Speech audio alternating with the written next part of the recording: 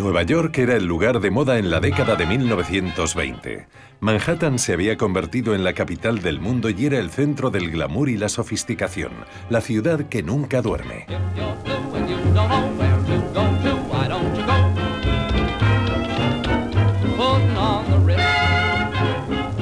En Nueva York, jóvenes radiantes bailaban al ritmo del jazz. Se creaban millonarios de la noche a la mañana. Come with me and we'll attend their jubilee and see them spend their last two bits putting on the Ritz. Fue la fiesta más larga de la era moderna. Putting on the Ritz. Hasta que la burbuja estalló sin previo aviso. La juerga había terminado. Un terremoto financiero sacudió Wall Street.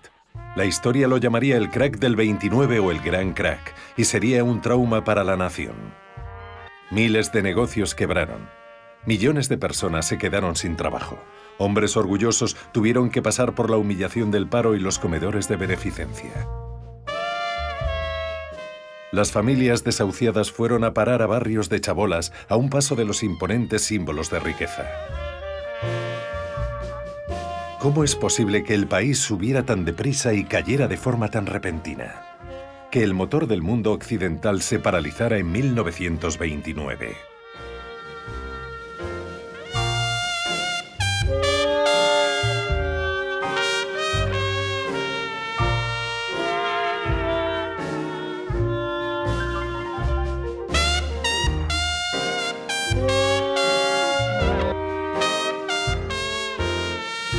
Estados Unidos se convirtió en una potencia mundial tras su intervención en la Primera Guerra Mundial, de la que surgió como la nación más próspera del mundo. Al principio no había querido entrar en la contienda europea. Como país neutral vinculado históricamente tanto a Gran Bretaña como a Francia, Estados Unidos estaba logrando grandes beneficios con la venta de armas, municiones y hasta productos de avituallamiento a ambos países. Y no solo se enriquecían los comerciantes de armas, los trabajadores también recibían importantes bonificaciones. Además, el gobierno necesitaba una victoria aliada para proteger los 3.000 millones de dólares en créditos con los que se estaba financiando la guerra. Para el presidente Woodrow Wilson, demócrata contrario a la guerra, la neutralidad era un dilema. Su preocupación principal era hacerlo más decente. Sentía una afinidad natural por los aliados, pero no entraría en su guerra si no estaba moralmente convencido. Cuando descubrió que Alemania planeaba ofrecer partes importantes de Estados Unidos a México en caso de lograr la victoria, por fin lo tuvo claro. Estados Unidos libraría lo que denominó la guerra para acabar con todas las guerras. Once in khaki suits, he we looked swell, full of that Yankee doodly-dum. 500,000 boots went slogging through hell, and I was a kid with a drum. En el verano de 1917, las tropas estadounidenses embarcaron hacia los campos de batalla de Europa. Johnny, get your gun, get your gun, get your gun. Take it on the run, on the run, on the run. Los campos de Francia, donde los combates eran más intensos, se habían convertido en un atolladero con terribles pérdidas en ambos bandos. Millones habían muerto. Over there, send the word over there. That the Yanks are coming, the Yanks are coming. En 2 meses, Estados Unidos enviaría 2 millones de hombres para aliviar a unas tropas aliadas exhaustas. El dinámico empuje yanqui resultó decisivo. Por primera vez en 4 años de amargos combates, los soldados alemanes emprendieron la retirada. El 11 de noviembre de 1918, un armisticio puso fin a la Gran Guerra. Hubo un estallido de júbilo generalizado. El presidente Wilson viajó hasta Francia, donde fue aclamado como un ángel justiciero. El impulso estadounidense en el último momento había contribuido a ganar la guerra salvando la vida de muchos franceses. Sin embargo, en París, donde se iba a negociar el Tratado de Versalles, su plan de paz no tuvo muy buena acogida entre los franceses, cuyas ansias de venganza eran incompatibles con el idealista afán de Wilson de prevenir futuras guerras. A su regreso, Wilson percibió un cambio en el estado de ánimo. Muchos ciudadanos, en particular los republicanos que controlaban el Senado, no querían una participación prolongada en los asuntos europeos. Estados Unidos no ratificó el Tratado de Versalles y la derrota de los demócratas en las elecciones presidenciales de 1920 supuso el fin de Wilson y de su cruzada por la paz mundial.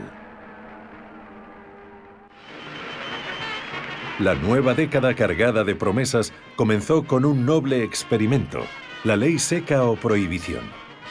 Se declaró ilegal en todo el país la elaboración, el transporte y la venta de alcohol, aunque no su adquisición o su consumo.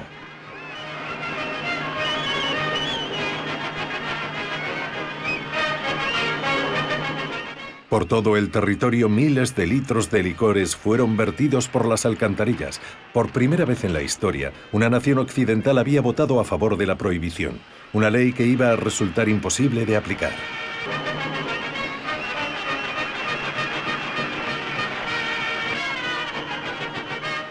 Warren Harding, el nuevo presidente republicano, trató la ley seca de manera muy parecida a como lo hacían sus conciudadanos, apoyándola en público, pero disfrutando de generosos whiskies en privado.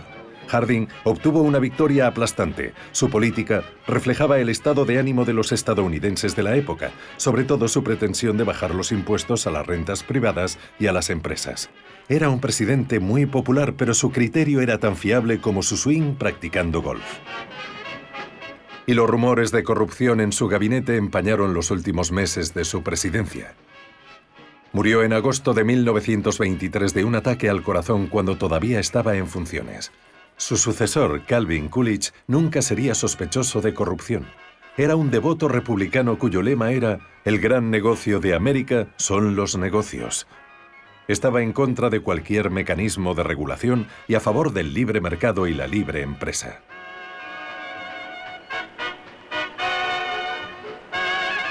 Coolidge, además, era un presbiteriano temeroso de Dios que estaba convencido de que el propio creador era capitalista y que trabajar en una fábrica era una muestra de veneración. Un perplejo periodista lo apodó el puritano de Babilonia. Sin embargo, desde el primer momento en que pisó la Casa Blanca, demostró que era un puritano muy laxo.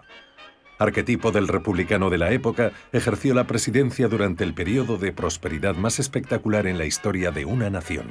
He aquí algunas de las razones por las que pretendo reducir el gasto público. Quiero que el pueblo de América trabaje menos para el gobierno y más para sí mismo. Quiero que tengan la recompensa de su propio esfuerzo. Ese es el significado principal de la libertad.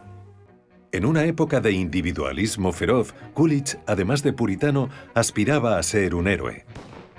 Su esposa utilizó una de las sensaciones del momento, la cámara de imágenes en movimiento, para retratarlo como un inverosímil vaquero del salvaje oeste.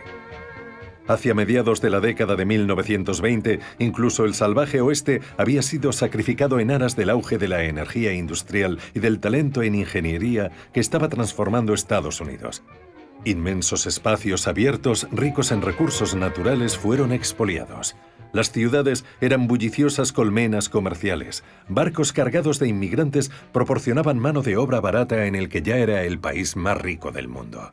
Sus créditos de guerra a los aliados habían aumentado con los intereses hasta 12.000 millones de dólares. Casi todas las naciones del mundo occidental tenían dinero de Estados Unidos. Estados Unidos era ahora una potencia industrial, y el gigante de los fabricantes era un ingeniero llamado Henry Ford, que llevaba fabricando motores desde la década de 1890. Él creía que un día habría un automóvil familiar en cada casa. Y el sueño se hizo realidad cuando inventó una versión moderna de la línea de producción en serie, una interminable cinta transportadora en la que ejércitos de obreros montaban vehículos a motor idénticos pieza a pieza. Cuanto más crecía el número de automóviles, más bajaba su precio.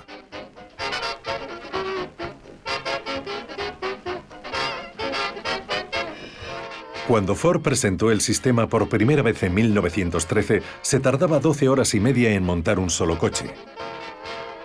A finales de los años 20, cada 24 segundos salía un modelo T de su fábrica.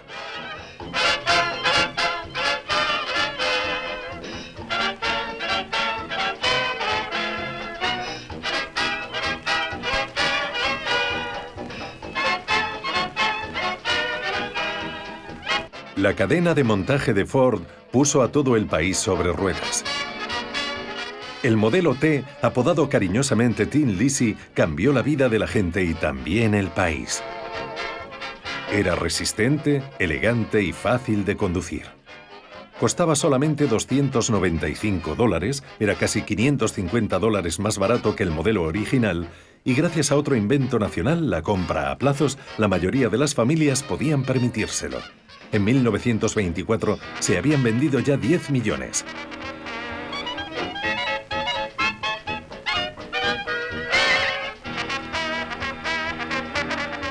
La industria del automóvil estaba teniendo una repercusión enorme en la economía estadounidense. Inspiró el crecimiento más rápido de la historia en construcción de carreteras. En una década, las pistas polvorientas de todo Estados Unidos habían sido sustituidas por carreteras asfaltadas. Se instalaron gasolineras en miles de localidades y los beneficios de la industria del petróleo crecieron de forma espectacular. La industria del automóvil empleaba el 96% del petróleo de la nación, el 80% de su caucho y el 20% de su acero. En 1928 había 9 automóviles por cada 10 familias. La producción en serie aceleraba los procesos de fabricación y reducía costes. Henry Ford decía que era el Mesías de los negocios. Un Mesías que, como era lógico, vestía trajes producidos en serie, ya que las sastrerías habían sustituido las prendas a medida por los conjuntos fabricados en todas las tallas y para todas las edades y presupuestos. Los salarios de los trabajadores crecieron de manera espectacular y con la bajada de impuestos creció el poder adquisitivo de todas las familias. El ama de casa y la joven trabajadora que querían lo más novedoso del mercado, una lavadora, un frigorífico o una aspiradora, consiguieron liberarse gracias a estos aparatos que ahorraban tiempo. I'm in the mood for food. I'm in the mood for food. La radio, diseñada originalmente para las comunicaciones a larga distancia, también era un elemento indispensable en las casas a mediados de los años 20, aunque solo una familia acomodada podía permitirse este modelo de $275. Gracias a los reclamos publicitarios pasó de un reducido mercado especializado a su comercialización nacional. Solo en 1925 se vendieron 11 millones de aparatos. La radio ofrecía noticias, partes meteorológicos, radionovelas y un sinfín de música a una nación entregada.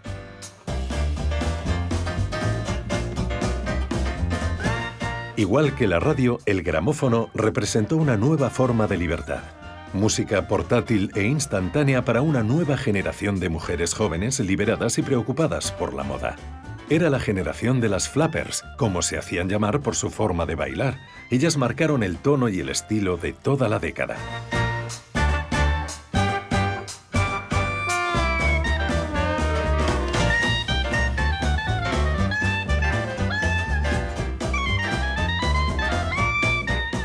El nuevo y floreciente negocio de la publicidad las adoraba.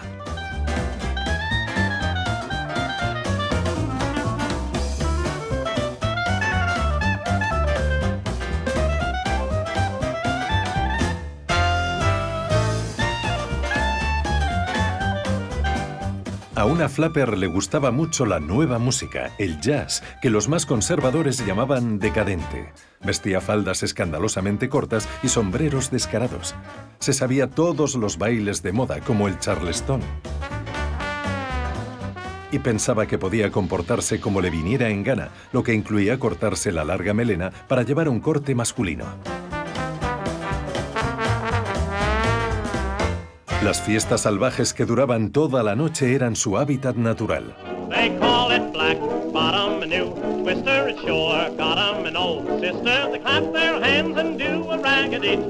Hubo comentaristas que calificaron a las flappers y a sus acompañantes de generación perdida porque despreciaban los principios morales de la América tradicional. Rebeldes como nadie, consumían a placer la fruta prohibida, el alcohol.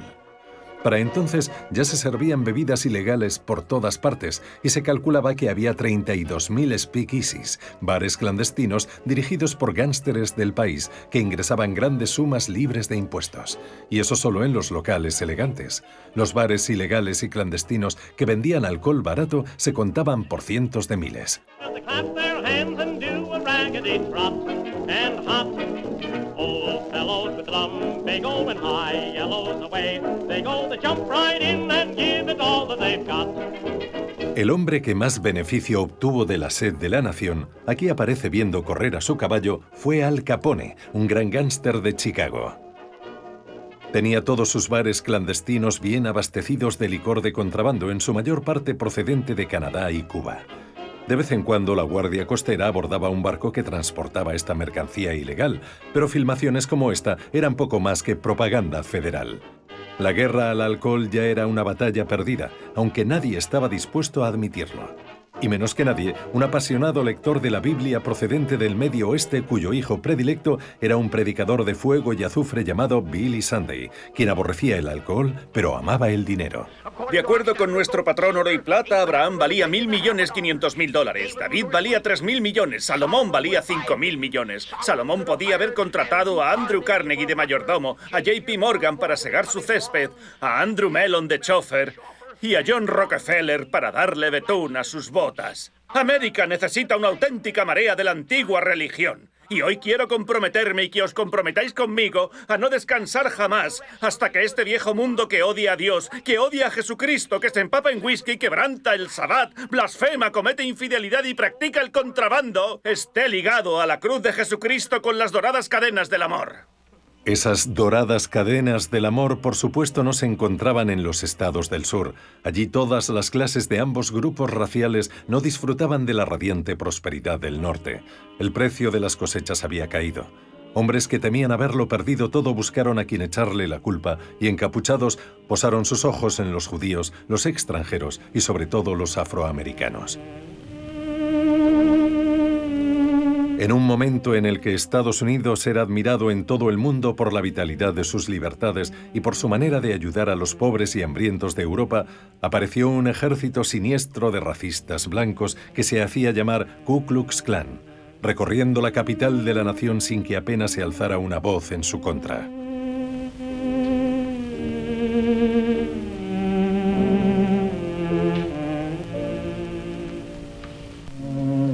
Cuando se celebró esta marcha, el grupo contaba con 5 millones de miembros. Los negros huyeron en masa hacia el norte para evitar las bandas de linchadores. Muchos se establecieron en un barrio periférico de Nueva York llamado Harlem. Have you seen the well-to-do upon Lenox Avenue, on that famous thoroughfare, with their noses in the air, high hats and colored collars, white spats and $15, spending every dime for a wonderful time? If you're blue and you don't know where to go to, why don't you go where Harlem Blitz, putting on the Ritz. La era del jazz, que había comenzado en Nueva Orleans, echaría sus sofisticadas raíces en este gueto afroamericano de moda. If you're blue and you don't know where to go to, why don't you go where Harlem Blitz, putting on the Ritz. That's where each and every Lulu Belle goes, every Thursday evening with her swell bows, rubbing elbows. Come with me and we'll attend their jubilee and see them spend their last 2 bits, putting on the Ritz. La mejor música del momento llegaba hasta los hogares estadounidenses a través de un nuevo medio, la radio, y sus ritmos resonaban alegremente por todo el mundo.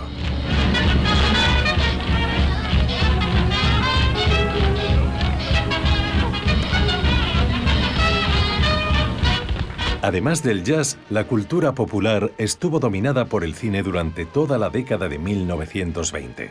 Surgido como una novedad menor del mundo del espectáculo, el cine pasó a ser una forma de entretenimiento que generaba miles de millones de dólares. Los estudios estaban pasmados ante el tirón de las estrellas de la pantalla como Mary Pickford y su esposo en los años 20, Douglas Fairbanks. Mary Pickford había sido proclamada novia de la nación ya en 1915. Cuando los productores de Hollywood reconocieron su valor, empezaron a pagarle $10,000 a la semana, salario que volverían a aumentarle en los años 20. Pero el rey del cine mudo era el cómico Charlie Chaplin, nacido en Gran Bretaña. Restó poder a los magnates del cine dirigiendo y produciendo sus propias películas. Con La Quimera del Oro ganó $2 millones.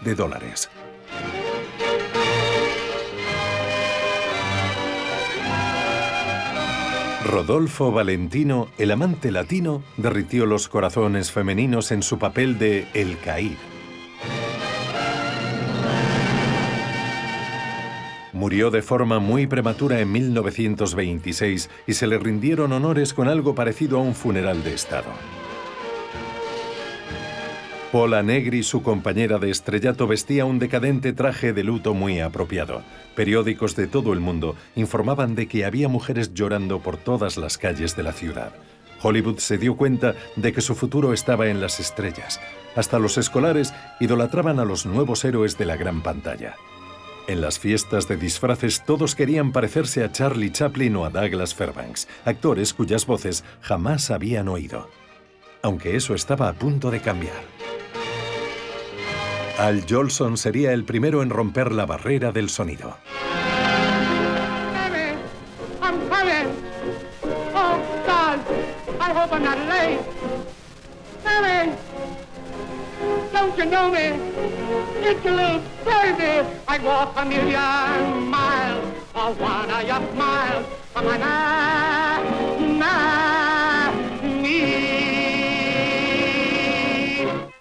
El cine sonoro llegó de la mano de la mayor estrella de vodevil del momento con una película llamada El cantor de jazz. Y no fue simplemente la sensación de una noche como tantos predecían. Un año más tarde, 9.000 cines exhibían películas habladas.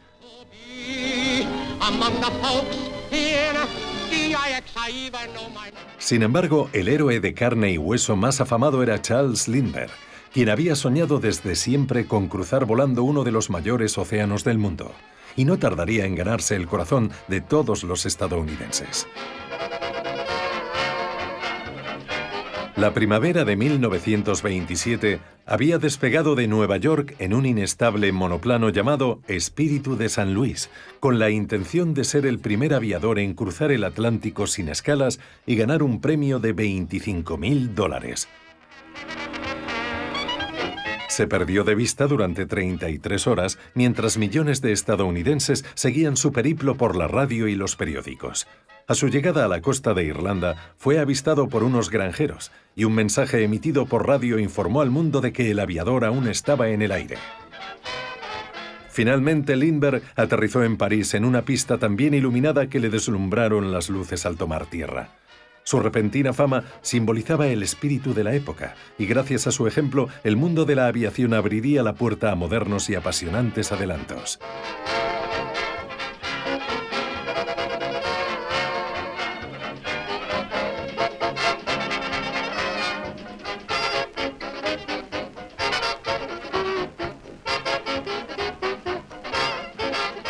En casa, los neoyorquinos brindaron a su héroe un recibimiento triunfal sin par en años venideros.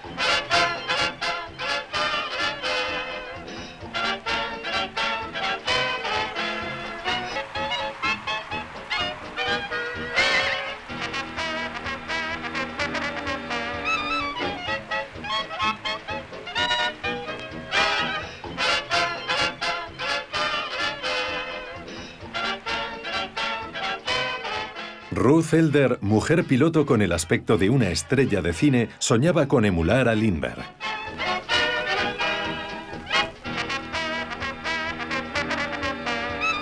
Pero tuvo que amerizar en el Atlántico a las 2.000 millas de trayecto.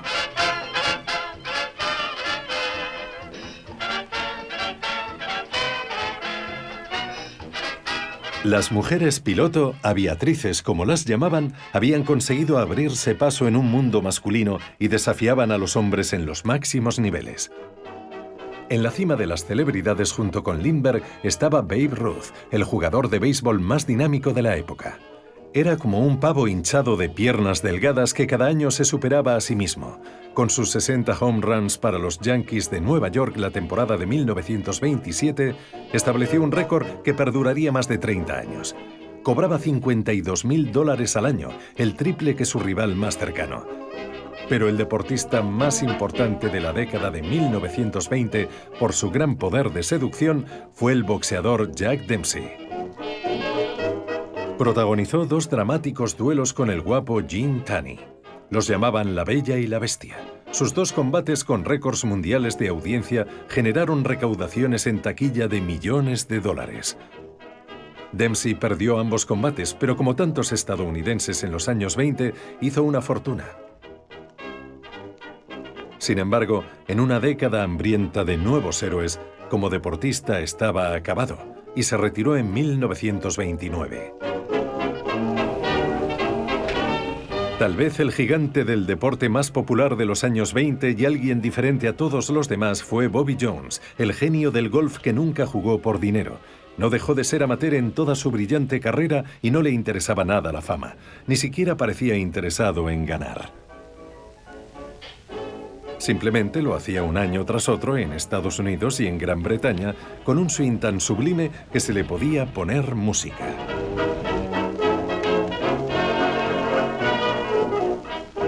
Fue el primer golfista que consiguió el Grand Slam al ganar los 4 grandes torneos el mismo año.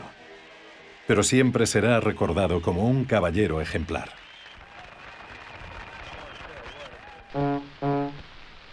Henry Ford era el gran empresario del momento, pero también era demasiado despiadado en el triunfo para ser un caballero. Tenía cada vez mayor competencia de General Motors y Chrysler, y aunque había vendido ya 15 millones del modelo T, en 1927 las ventas estaban cayendo y ya se veía como anticuado. Solo se fabricaban los de color negro. Pero pronto un nuevo automóvil iba a revolucionar las calles. Henry Ford venció a la competencia con una versión mejorada del entrañable Tin Lizzie, el llamado Modelo A. Sin embargo, había actuado como un tirano para conseguirlo, dejando a 60.000 obreros sin sueldo durante 60 días mientras construía una nueva fábrica. Lay off, people, lay off, folks. None of your sarcastic jokes, 'cause Henry's made a lady out of Lizzie. Have you seen her? Ain't she great? She's something you'll appreciate. I'm sure you understand just what I mean. Why, everybody, everywhere is falling for her now. I'm talking about the new Ford, and boy, she is a wow. Lay off, people, lay off, folks. None of your sarcastic jokes, 'cause Henry's made a lady out of Lizzie. She once had rattles in her wheel, but now she's full of sex appeal, 'cause Henry's made a lady out of Lizzie. El Modelo A fue otro éxito de ventas. El crédito fácil permitió a los automovilistas sustituir su Tin Lizzie por el modelo nuevo. A esas alturas de la década, prácticamente todos los coches se vendían a crédito y prácticamente todo el mundo estaba endeudado. Los bancos y las empresas de préstamos se apresuraban a prestar dinero sin hacer muchas preguntas. Lo único que parecía gustar más que los coches a los estadounidenses era la emoción de especular en bolsa. Desde 1927 a 1929, muchos estadounidenses contrajeron la locura de Wall Street, presas de la fiebre por invertir mientras las acciones no paraban de subir. El crédito instantáneo significaba que oficinistas, secretarias, amas de casa, mineros y botones ya podían invertir en acciones. Todo el mundo podía comprar con margen, es decir, a crédito con préstamos de su corredor. En 1927 se negociaron 577 millones de acciones. En 1928, Calvin Coolidge decidió no presentarse a otro mandato presidencial. No había logrado gran cosa, pero conservaba su popularidad, porque durante su presidencia los estadounidenses vivieron como nunca habían vivido. Según lo veían, había hecho un buen trabajo como presidente. Sin embargo, aunque la economía seguía creciendo, había corrientes alarmantes bajo esa superficie deslumbrante. El crédito instantáneo y la negativa del gobierno a regular un mercado de valores desmandado eran una invitación al desastre. y muchos países europeos tenían dificultades para pagar sus créditos de guerra a Estados Unidos. El máximo referente republicano seguía siendo Herbert Hoover, secretario de Comercio desde 1920 y a quien muchos consideraban el artífice de la prosperidad. Ahora aspiraba a cumplir un mandato con mayor prosperidad y progreso si cabía. Durante la campaña presidencial de 1928, Herbert Hoover predijo: «La casa pobre está desapareciendo entre nosotros», y declaró que Estados Unidos estaba más cerca que nunca del triunfo definitivo sobre la pobreza en la historia de cualquier territorio. Hoover representaba el sueño americano. A los 40 años se había hecho multimillonario y por tanto sabía cómo funcionaba el dinero, pero su éxito le había llevado a creer que todo el mundo era responsable de su propio bienestar. El gobierno, dijo, no debe entrometerse en la vida de la gente. Al tomar posesión de su cargo, se comprometió a acabar con los bares clandestinos que los gánsteres habían establecido por todo el país y a tomar medidas enérgicas contra destacados mafiosos como Al Capone, que en 1927 ya había amasado una fortuna de $30 millones. Capone se había convertido en toda una celebridad y era incluso aclamado por la multitud en un partido de béisbol. Sin embargo, la violencia iría a peor.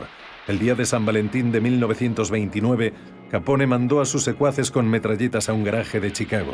7 hombres de una banda rival fueron acribillados.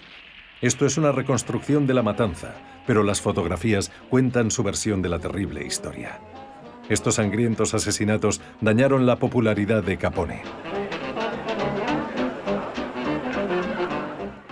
En 1931, Capone fue juzgado por fraude fiscal, por no pagar los impuestos correspondientes a los beneficios de sus actividades ilegales. Fue declarado culpable y pasó varios años en la prisión de Alcatraz. El último año de la egocéntrica década de los 20, prácticamente todo el mundo parecía buscar el dorado resplandor de la celebridad. Y si una era guapa, siempre tenía posibilidades de conseguir la fama como reina de la belleza.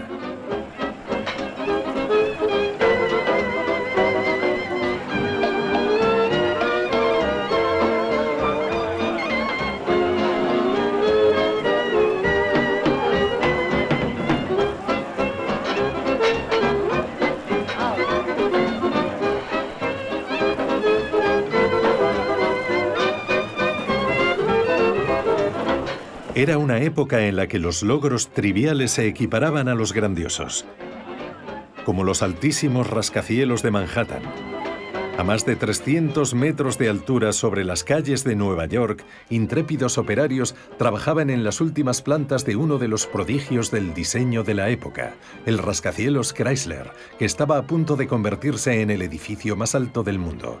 Lo estaban construyendo profesionales de actividades de riesgo y se iba a convertir en el símbolo perfecto de los felices años 20. Pero abajo, a ras de suelo, en los parqués del mercado de corros de Wall Street, los especuladores seguían comprando acciones y participaciones con un fervor que ya era característico de la década. Era como si abrigaran la certidumbre ciega de que nada podía torcerse. Sin embargo, el jueves 24 de octubre de 1929, sin previo aviso, la burbuja estalló. Hubo una estampida por vender. Cundió el pánico y los precios cayeron de forma alarmante mientras cada vez más inversores intentaban vender sus activos. Al término de la jornada, la bolsa de valores había perdido $4.000 millones. Y durante el fin de semana, la situación empeoró. La gente caminaba por las calles aturdida tratando de asimilar las noticias. Muchos corredores que habían vendido participaciones con margen habían pedido créditos a los bancos para adquirirlas y ahora los bancos reclamaban su dinero. Para devolver los préstamos, los corredores tuvieron que reclamar las deudas contraídas por sus clientes y la única forma que tenían estos de devolver el dinero era vendiendo participaciones a cualquier precio. Los corredores e inversores afectados entraron en pánico y vendieron más de 16 millones de títulos en una jornada conocida como el Martes Negro. Los precios de las acciones sufrieron un desplome de $14.000 millones. Había indignación por la manera en que los operadores comerciales habían jugado con dinero que no era suyo. La clase trabajadora vio cómo se esfumaban todos sus ahorros en un frenesí de insensatez. Los ricos y famosos no se libraron. Jack Dempsey, el campeón de los pesos pesados ya retirado, había perdido gran parte de su fortuna, $3 millones. Quienes tenían ahorros en el banco se apresuraron a retirar su dinero, temiendo quedarse sin él. Ante esta demanda desaforada de reservas de efectivo e incapaces de recuperar los préstamos a especuladores arruinados, los bancos se vieron obligados a cerrar sus puertas y declararse en bancarrota. Muchos perdieron los ahorros de toda su vida y no tenían más recursos para hacer frente a la crisis. Incapaces de conseguir los créditos necesarios para capear el temporal, muchas empresas tuvieron que cerrar y miles de trabajadores se quedaron sin empleo. La expresión en el rostro de los que habían perdido su casa era de tortura por haberle fallado a los suyos. They used to tell me I was building a dream with peace and glory ahead. Why should I be standing in line, just waiting for bread? Once I built a tower up to the sun, brick and rivet and lime. Once I built a tower, now it's done. Brother, can you spare a dime? El crack del 29 produjo grandes sacudidas en toda la economía mundial. Los bancos que habían prestado dinero a Europa para contribuir a la recuperación tras la guerra reclamaron sus deudas en un intento de mantenerse a flote. Eso desencadenó una recesión económica en el extranjero y por tanto los bancos estadounidenses no podían recuperar el dinero que necesitaban para su propia recuperación. Ante una miseria cada vez más extendida, el presidente Hoover llamó al hombre más rico del país, John D. Rockefeller, el magnate del petróleo, con la esperanza de que sus palabras de consuelo restablecieran la mermada confianza de la nación. En estos días, muchos sienten el desaliento. En mis 93 años de vida, las depresiones han ido y venido. La prosperidad siempre ha regresado y volverá a hacerlo. Hoover insistía tozudamente en que la crisis solo era temporal. Se presentó en una delegación comercial y declaró: «Caballeros, llegan 60 días tarde, la depresión ha terminado». Viendo que la confianza del pueblo en su presidente se estaba esfumando, fichó a un prominente economista, el profesor Babbitt, para aparecer con él en un noticiero. Y no era precisamente convincente. Este país tiene la gran fortuna de tener en estos momentos a un cerebro privilegiado, el presidente Herbert Hoover, a los mandos de la nación. A medida que se agravaba la depresión, muchos ciudadanos empezaron a odiar a Herbert Hoover. Antaño el símbolo de la prosperidad comercial, hoy era el chivo expiatorio de la debacle. Sus declaraciones de que nadie se estaba muriendo de hambre y los indigentes estaban mejor alimentados que nunca sonaron crueles e insensibles. Su clara disposición a rescatar negocios y bancos mientras que abandonaba a su suerte a las personas vino a confirmar su frialdad de corazón. Se acuñaron nuevos términos: el Hoover Potaje, por los comedores de beneficencia, o las Hoovervillas, poblados chabolistas donde la gente vivía en refugios improvisados.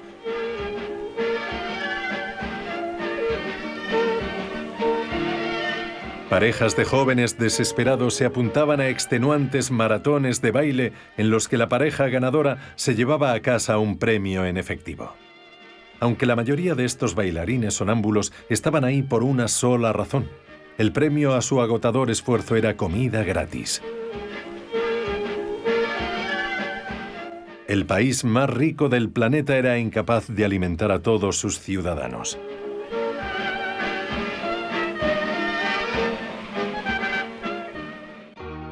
Sin embargo, hubo amas de casa que aunaron fuerzas para ayudar a quienes estaban pasando hambre.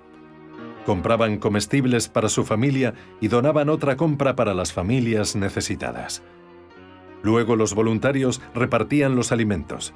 Comparte una comida, como se llamaba, fue un sistema improvisado, sin respaldo del gobierno. El presidente no pensaba que lo necesitara. Estaba convencido de que la recuperación estaba a la vuelta de la esquina y contrató a un destacado analista, Roger Babson, para decir lo propio. Todo indica que el comercio en general ya ha repuntado. Me atreveré a decir más. 1931 debería ofrecer mejores oportunidades que ningún otro año a una generación. La predicción era terriblemente desacertada. El tiempo atmosférico fue un mal presagio de los tiempos más oscuros que se avecinaban.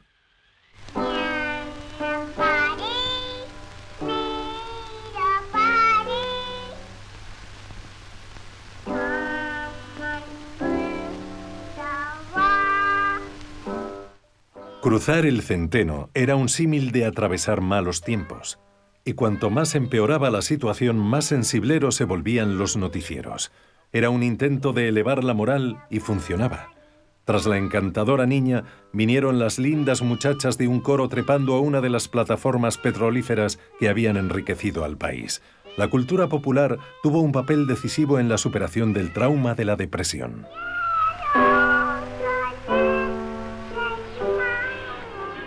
La forma de entretenimiento más popular de la década era el cine. La mayoría de los estadounidenses veían al menos una película a la semana y el número semanal de espectadores solía alcanzar los 100 millones. Las 5.000 películas filmadas durante los años de la depresión transportaban al espectador a un mundo en el que prácticamente no existían los momentos difíciles. Los noticieros recordaban a los estadounidenses que por sombrío que pareciera el porvenir, ellos seguían siendo los mayores triunfadores del mundo. A pesar de la Gran Depresión, el ingenio estadounidense continuaba su progresión. El Empire State Building pasó a ser el edificio más alto del mundo y prosiguió la construcción de grandes transatlánticos. A 120 kilómetros de la Estatua de la Libertad.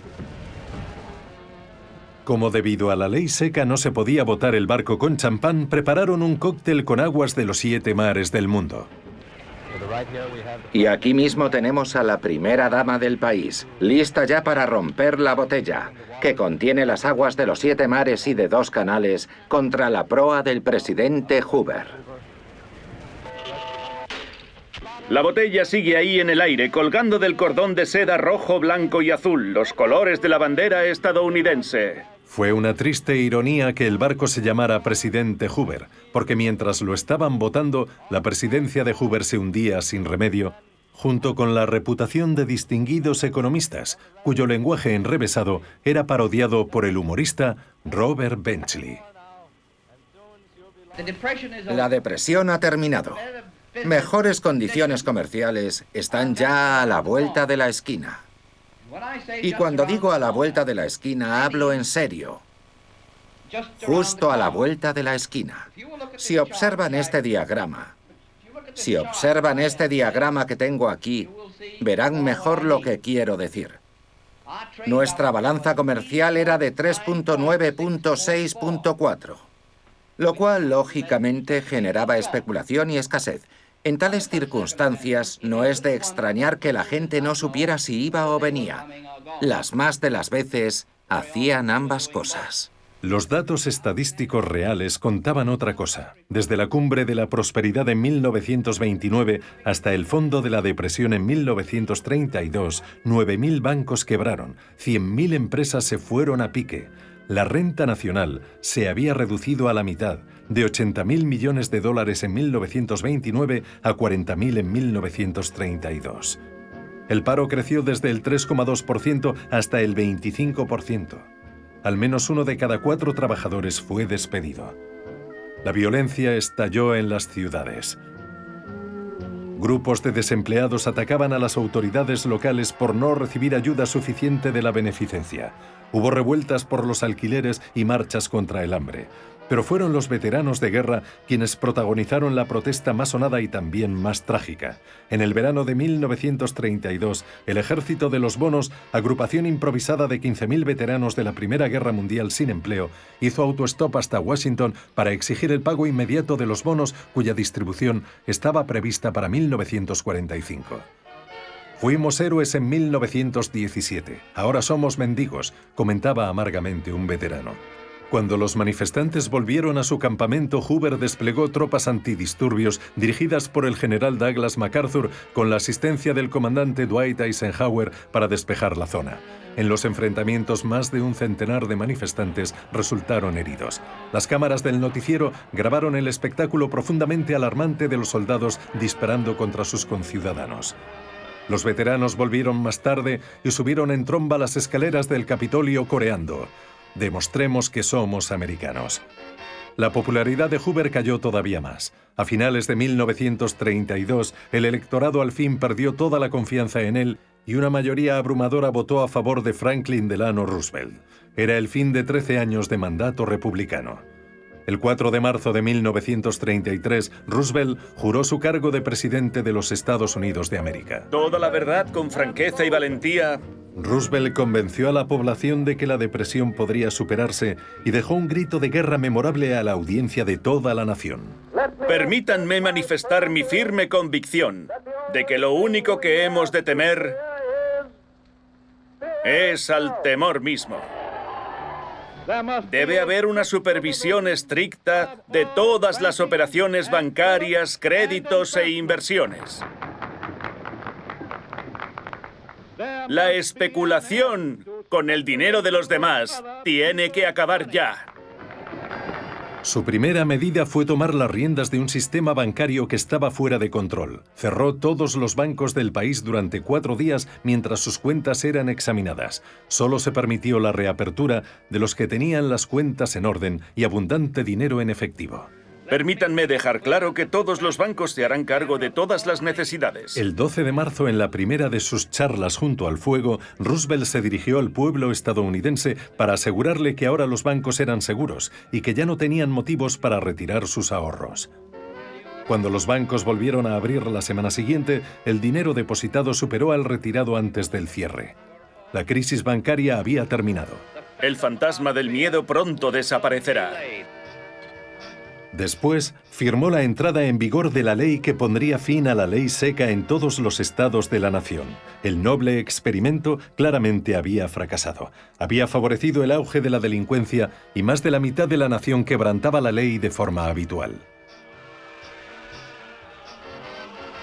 La Administración de Recuperación Nacional, el programa de ayuda de Roosevelt, era el eje de su estrategia a largo plazo para aliviar el sufrimiento causado por la depresión, haciéndose cargo del bienestar del pueblo y creando empleo. La Casa Blanca fichó al cómico de Hollywood Jimmy Durante como excéntrico portavoz. You've got a president now. He gave the land a new deal. You hold the cards, now you deal. You put shoulders to the plow. He gave us what we asked for, now pay him back somehow. Step out in front, get back of the president, and give a man a job. If the old name of Roosevelt makes the old heart throb, you take this message straight from the president and give a man a job. Now listen to me, everybody. Step out in front, get back at the president and give a man a job. You know he bought a front. You know that. I know it. So step out and give a man a job. You know who's in back of this in the NRA? No? Well, I'll tell you. And when I do, it'll give you heart a throb. You take this message straight from the president and give a man a job. Les he hablado de nuestro trabajo lento pero seguro en pos de la construcción de nuestra recuperación común. En los compromisos que contraje ante ustedes dejé 2 cosas claras. Una, que no les prometía ningún milagro. Y la otra, que lo haría lo mejor que supiera hacerlo. Les doy las gracias por su confianza. Todos nuestros problemas no van a resolverse mañana, pero estamos en ello. Y vamos en la buena dirección.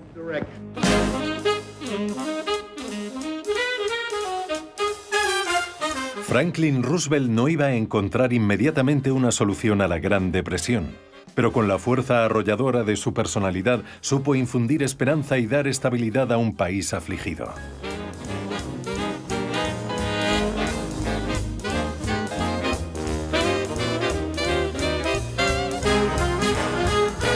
Quienes sobrevivieron a las tormentas que sucedieron al gran crack de 1929 recordarían el resto de su vida los años que lo habían precedido.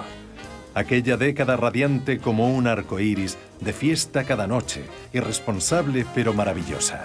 Los locos años 20.